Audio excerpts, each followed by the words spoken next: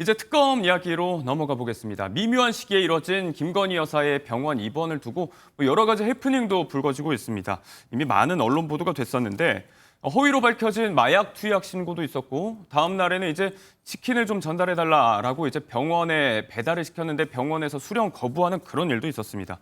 이게 핵심은 여사에 대한 대면 조사 가능 여부긴 한데 관심이 많다 보니까 여러 가지 해프닝도 좀 불거지고 있어요. 그렇죠. 김건희 여사가 우울증으로 입원했는데 여기에 대해서 허위로 입원했네, 안 했네 이런 것들이 실은 좀 국격에 있어서 걱정되는 부분은 있습니다. 다만 굳이 지금까지 대통령으로 있을 때는 잘 국정에 운영하면서 같이 대통령과 함께 하다가 갑자기 특검 수사를 앞두고 또 경찰이나 검찰 수사를 앞두고 전격적으로 입원했다는 측면에 있어서는 수사를 회피하기 위한 용도인 거 아니냐, 구속을 회피하려고 하는 거 아니냐, 예. 이런 비판에 대해서는 피할 수 없을 것 같고요. 저는 굉장히 오랜 3년이라고 하는 기간 동안 김건희 여사가 국정을 혼란스럽게 했다라거나 또 윤석열 전 대통령이 사실상 국정 운영에 있어서 방해가 됐다라고 하는 국민들이 많이 있거든요. 예. 그런 측면에서 해묵은 어떤 이 과거의 잘못된 부분들을 이번 특검 수사에 적극적으로 임하면서 좀 해소하고 잘못할 건 잘못했다고 인정하고 또 부인할 건 부인하면서 법에 따른 좀 처벌을 확실하게 받는 것들이 결국 국민들에 대한 어떤 잘못된 인상들을 정리해주는 그런 계기가 되지 않을까 싶습니다. 말씀하신 대로 이제 대면 조사를 피하기 위한 일종의 꼼수 아니냐 이런 비판에 배우자인 윤 전 대통령이 직접 좀 해명을 하고 있는 것 같습니다. 측근들에게 아내가 많이 아프다, 수사 피하기 위한 거 아니냐 이런 비판이 나올 수 있다 이런 얘기에도 어쩔 수 없지 않느냐 체념한 듯이 이야기를 하고 있다. 이런 주변에 했다는 전언들이 보도를 타고 좀 흘러나오고 있는 것 같습니다. 네, 어쩔 수 없지 않느냐 답이 정답인 것 같습니다. 예. 지금 소환 조사, 소환 요구한다면 피할 방법이 있겠습니까? 만약에 계속 불응한다면은 지금 특검이 체포영장 청구하고 예. 영장 발부하고 그렇게 되겠죠. 예상되는 수순이고요. 조사를 받고 그래서 밝힐 부분은 밝히고 억울한 부분이 있으면은 해명하고 그렇게 해서 그 수사 결과를 국민들께 내놓는 수밖에 없는 상황이라고 생각하고 그것을 전 대통령 그 부부도 잘 알고 계시는 상황이라고 생각합니다. 네. 지금 호준석 대변인의 말씀대로 윤 전 대통령은 어제 경찰 특수단의 3차 소환 요구에도 불응을 했습니다. 일과 시간이 끝날 때까지 이번에도 기다려봤지만 응하지 않았는데 그렇다면 이제 통상 3차례 출석 요구가 있었는데 응하지 않는다면 체포 수순을 밟게 된다. 이게 그간의 관례인데 경찰 특수단이 이제 내란 특검과 이 부분에 관해서 협의 중이라고 합니다. 이제 속도를 내고 있는 특검이 사건을 넘겨받아서 직접 신병 인도에 나설 것이다. 이런 전망도 나오고 있어요. 그렇죠. 경찰이 이제 3차 불출석했을 때는 체포영장을 신청하는 게 맞죠. 그러면 48시간 이내에 기소를 해야 되는 것인데 그럴 경우에는 구속영장을 신청하고 또 그리고 나서 구속이 되면 또 10일 내에 기소를 해야 되잖아요. 네. 그렇기 때문에 시간이 굉장히 촉박한 상황인데 자칫 잘못하다가는 괜히 체포영장이 기각돼 버리면 특검 수사에도 장애가 올 수 있거든요. 그런 측면에서는 네. 특검과 상의한다라고 보시면 될 것 같고 만약 체포영장 신청을 하지 않는다 할지라도 또 조만간 특검이 수사를 통해서 어느 정도 구체적인 사실관계, 즉 김건희 여사를 제외한 다른 분들을 통해서 어떤 비위 행위라든가 범죄 행위를 확인하고 그리고 나서 김건희 여사를 소환할 것으로 예상이 되기 때문에 저는 경찰이 너무 서두를 필요는 없다. 자칫 너무 서두르다가 사건의 실타래를 잘 못 풀 수도 있기 때문에 특검과 잘 상의를 하는 게 맞을 것 같습니다. 수사가 이제 넘어가는 이 전환기가 중요하다는 말씀인데 일각에서는 이런 전환기에 시간을 벌겠다는 전략이 아니냐 이런 풀이도 나오고 있는 것 같습니다. 윤 전 대통령은 이제 김 여사를 두고 나오고 있는 이야기처럼 차라리 특검을 좀 받겠다, 환영한다는 입장이다 이런 식으로 이야기를 하고 있다는 주변 얘기도 들리고 있는데 본인은 떳떳하다, 특검 수사할 거면 해보라 이렇게 자신감도 좀 내비치고 있다 이런 보도가 있었어요. 네, 그런데 그런 자신감이라는 게 실제 자신감이 있어서 하는 말은 아니겠죠. 아마 특검의 수사를 정략적이거나 정치적 수사로 몰아가는 어떤 비판적인 시각을 가지려고 하는 것 같고 네. 실제 특검 수사에서 다 털고 싶다라고 하지만 병원에 입원했잖아요. 그건 결국 수사를 받기 싫은 그런 마음일 거다라고 생각되고요. 받기 싫어도 결국 특검의 칼날은 피할 수 없고 이제까지 3년 동안 검찰의 수사가 지지부진하고 결국 예. 권력 눈치 보기로 수사를 하지 않았기 때문에 결과적으로 검찰의 권위도 추락하고 윤석열 전 대통령도 탄핵당한 것이 아닌가 싶어요. 예. 결국 뭐 본인들이 만들어낸 자업자득의 현실이다라고 보면 될 것 같습니다.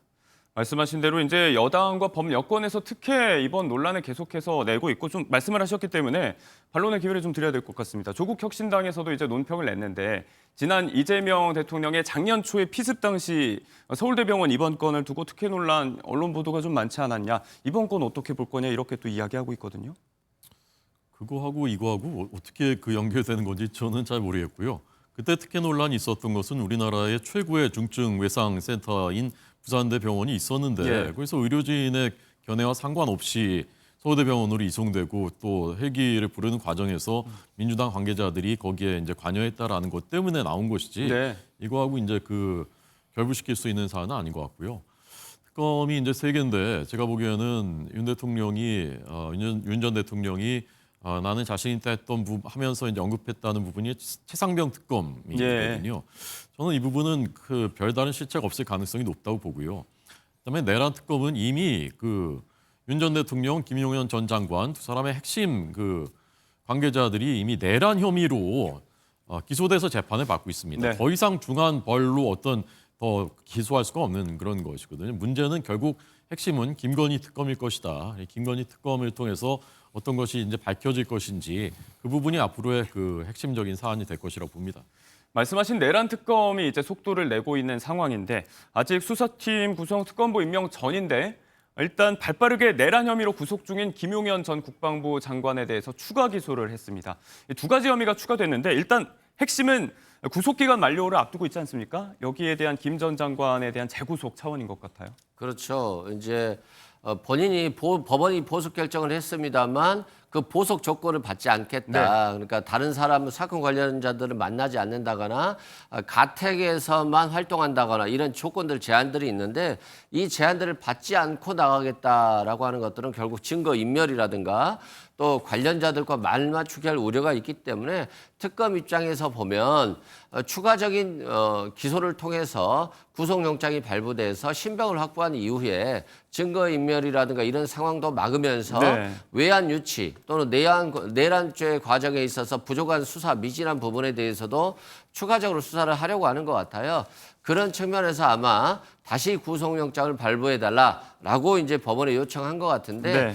지기현 부장판사한테 아마 사건이 갈 가능성이 배당될 가능성이 아주 높은데 저번에 윤석열 전 대통령 구속 취소한 상황에서 이번에 다시 구속영장을 재발부할 것인가 네. 이게 이제 귀추가 주목되는 부분입니다. 네. 한 가지 정정을 좀 해드려야 될 부분은 이제 속도를 내고 있는 내란 특검. 조금 전에 이제 내란 외환 사건에 대한 특검보 6명의 임명이 확정이 됐습니다. 더더욱 이제 수사에 속도를 낼 수 있을 것 같은 상황입니다.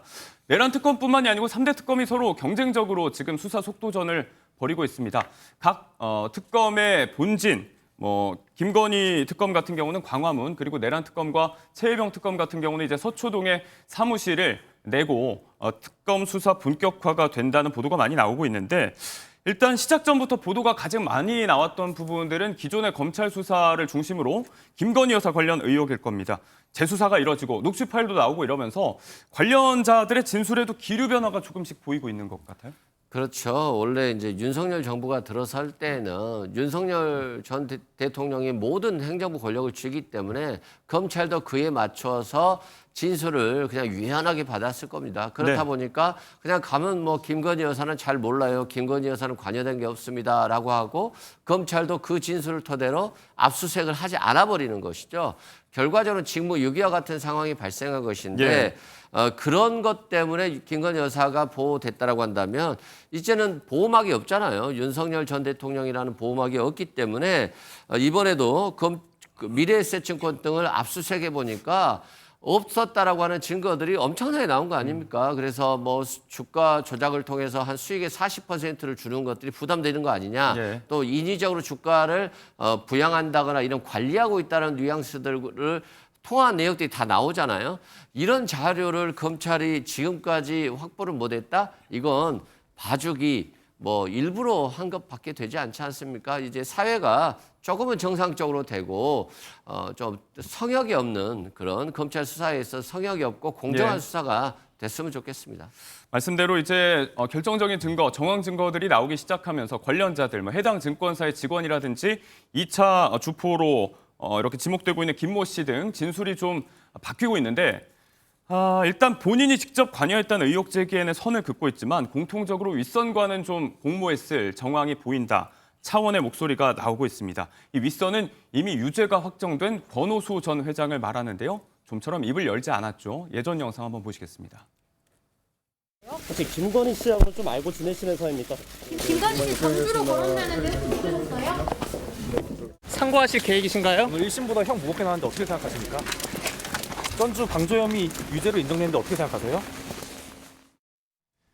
결국 특검이 권 전 회장의 입에 주목하게 될 전망인데 앞으로의 수사 방향이 그간 김 여사 입장은 주가 조작 정황은 몰랐다. 접촉은 있었지만 이 부분이었는데 이런 것들을 뒤집을 정황이나 진술 확보가 지금 필요한 거 아니겠습니까? 실제 뭐 도이치모터스 사건 같은 경우는 그런 진술을 받지 않더라도 증거는 차고 넘친다고 봅니다. 그래서 기소는 충분히 가능하다라고 보는데 네. 특검 입장에서 보면 수사를 완벽하게 마무리하는 것이 좋기 때문에 과거 김건희 여사한테 유리한 진술을 해줬던 사람들 다 다시 질문하겠죠. 네. 특히 권오수 회장 같은 경우도 질문할 것 같은데 권오수 회장은 이미 이 사건으로 인해서 유죄 판결이 확정이 됐지 않습니까? 그러면 일사부재이기 때문에 다시 뭐 기소한다거나 할 수 없기 때문에 결국 김건희 여사한테 불리한 진술을 하지 않을 가능성이 좀 더 높다라고 생각되고 네. 과거 검찰의 수사 기법은 이럴 때에는 권오수 회장의 다른 별건 범죄 수사를 통해서 진술을 회유하고 압박하는 방법을 택했는데 네. 뭐 특검이라고 하는 것은 검찰이 지휘하는 것이 아니기 때문에 특검이 어떻게 수사할지는 뭐 지켜봐야 될 것 같습니다.